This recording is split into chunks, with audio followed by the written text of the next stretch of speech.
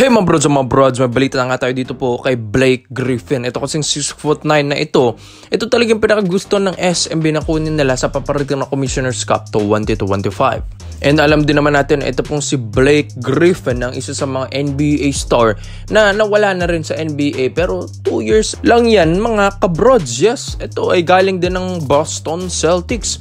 So, malakas ito pong si Blake Griffin kahit anong sabihin natin mga kabrods, pero pinakamahal na kukuning import ito ng SMB kung sakali, dahil alam din naman natin na ito ay 6-time NBA All-Star and 3-time All-NBA second team.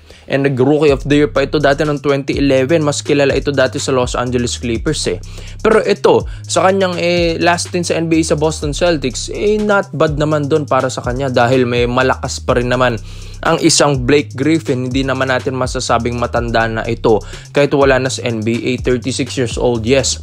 Kasing edad lang ito ni Justin Brownlee. One of the athletic NBA star. Ito pong si Blake Griffin mga kabrozel. Grabe.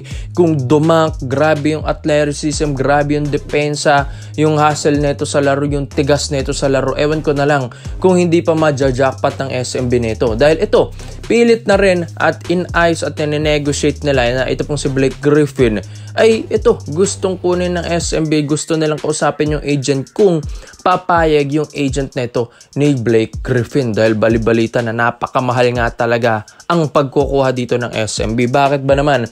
Siyempre magsasacrifice ang SMB. Tuloy-tuloy na yung gusto nilang gawin All Filipino, natalo nila yung TNT. Tapos susunod-sunod rin nila yung governors.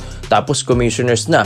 Kaya habang maaga pa, gusto nilang kausapin na ito pong si Blake Griffin para nga maipasok na sa sistema na ito ni Coach Leo Austria para nga maaga pa lang andito na ito pong player na ito. Siyempre, sino ba namang hindi makakakilala dito sa NBA star na ito? Ano ba yung matutulong niya sa SMB? Marami mga kabrods, unahin mo na yung paint. Yes, kaya niyang i-dominate yung paint mga kabrods. Kahit sabihin natin si Junmar ay ito, maraming MVPs, marami nang naitibag na mga imports, locals dito sa ilalim. Iba pa rin yung Blake Griffin mga kabrods. Siguro nga, mas gagaan trabaho nito ni Junmar Fajardo. Isa pa dito, yung depensa. Yes, pag umangat ba naman yung Blake Griffin, di ka pa ba maiilang yan? Maraming mga imports and mga locals natin na talagang maiilang dito sa depensa ni Blake Griffin. Bukod sa matangkad dito, ang taas pa tumalo, napaka-athletic pa. Tapos ang tigas pa. Tingnan nyo naman yung pangangatawan yan, di ba mga kabrods? Hindi lang naman depensa, yung hustle din neto, rebounds, yung steals neto sa laro, yung mindset neto sa laro, yung confidence level neto, iba na rin mga kabrozel. Syempre NBA star tapos maglalaro ka rin sa ibang bansa, kaya iba na yung confidence level mo. Kumbaga mas gusto mo nang manalo dito dahil syempre NBA star ka, di ba? Kaya ito pong si Blake Griffin, ang daming matutulong sa SMB. Hindi ko na lang din alam kung hindi pa sila mag-champion ng commissioners niyan, tapos Blake Griffin pang kanila magiging import. Syempre tiba-tiba ang beerman dito kung sakali mga kabrods. Kaya kung ito yung kukunin nilang import sa Commissioner's Cup 2025, lista mo na mga kabrods yung playoff siguro dyan. Dahil Blake Griffin will dominate the PBA. Yes mga kabrods, sa lahat-lahat magiging import ng SMB, dito ka na kay Blake Griffin. Hindi ka na siguro magpapalit pa niyan. Diba kilalang SMB sa papalit-palit ng import kada import conference, diba? Pero kay Blake Griffin, ibang istorya na to mga kabrods, championship na to. Kaya ikaw mga bros, sa lahat pa ng mga SMB fans, Blake Griffin, worth it bang kunin ito ng San Miguel Beerman at worth it bang mag-sacrifice ng malaking pera sa kanya? Dito naman po tayo sa kabilang balita naman natin mga kabrods, Christian Stonehardinger. Yes mga kabrods, alam din naman natin na nababalita na rin natin ito na si Stan gusto nang bumalik na rin ng Barangay Nebra San Miguel, at ang Ginebra gusto na rin ibalik ito pong si Bulldozer.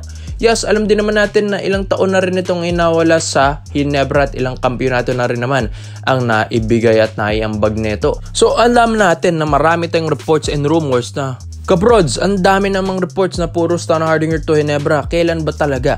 Ito na mga kabrods, may mga reports and rumors tayo na ito pong si Stand ay babalik na rin ngayong season sa PBA. May mga reports and rumors pero ito pong si Stonehardinger, babalik lang ito once na makuha ito ng Barangay Nebra San Miguel. Alam din naman natin na nung nilipat at trinid dito sa terra firma, naluntay na ito pong si Stan Hardinger. Hindi nga ito makalaro na maayos, tapos ayaw pa niya dito sa terra firma. Tapos ano nung nangyari mga kabrods? Ang resulta, ang aga na ito nag-resign sa PBA dahil na masakit nga sa kanya yun yung pag-trade sa kanya ng Ginebra. Ang laking tulong kasi ng Ginebra sa kanya. Tapos ang laking tulong din ng Ginebra kay Stan Hardinger dahil yung career nito talagang tumaas, lumakas, nag-improve, and ito, one of the best scorer ng Ginebra that time. Pero anong ginawa ng Ginebra? Trinade.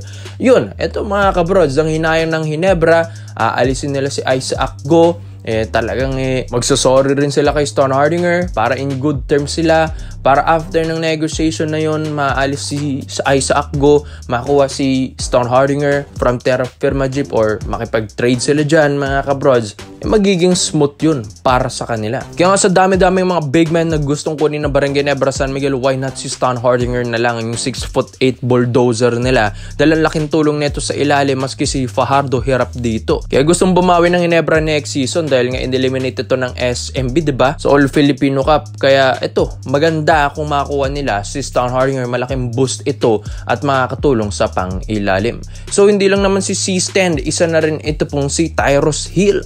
Yes, yung 6'6" or 6'5" player ng Blackwater Bossing mga kabrods, yung athletic forward nila, gustong kunin naman ng Barangay Ginebra San Miguel. Yes, alam din naman natin na ito pong si Tyrus Hill isang forward. Yes, sa pagkawala kasi ni Jamie Malonzo, yung forward position ng Ginebra nawala na naman, -1 na naman.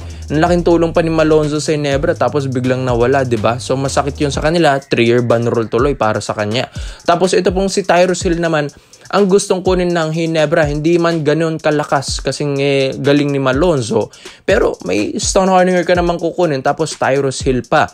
Yes, dalawang bigs itong kukunin ng Barangay Ginebra San Miguel. Ito pong si Tyrus Hill, kahit ito ay 6'5" or 6'6" lang mga kabrods, grabe yung athleticism neto sa laro, yung taas tumalon, yung depensa mga kabrods, yung high flying skills neto, yung rebounding, yung hustle sa laro, yung bilis neto sa laro mga kabrods. Yan yung isa sa mga dahilan kung bakit ito ay nasa PBA pa rin despite sa mga pagtititrade sa kanya mga kabrods. Ang daming kupunan na napuntahan nito sa PBA.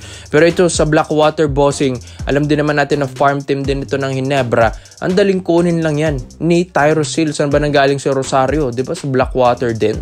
Kaya ito, kayang-kayang kunin to ng Barangay Nebra San Miguel. Malaking boost ito para sa pang-ilalim nila. Kaya why not, diba? Kung gusto mo naman mga kabrods para sa Ginebra, gugustuhin naman din talaga ng Ginebra yan. Kaya ito, C-Stand plus Tyrus Hill. Yes, ang ganda nito mga kabrods, isang big man, isang forward, and laking boost ito para sa Barangay Nebra San Miguel. Kaya komento mo lang ang opinion mo dito mga brods, at isa-isa natin. Salamat po sa panonood mga brods. This is Kings Basketball. Yun lang, I'm out.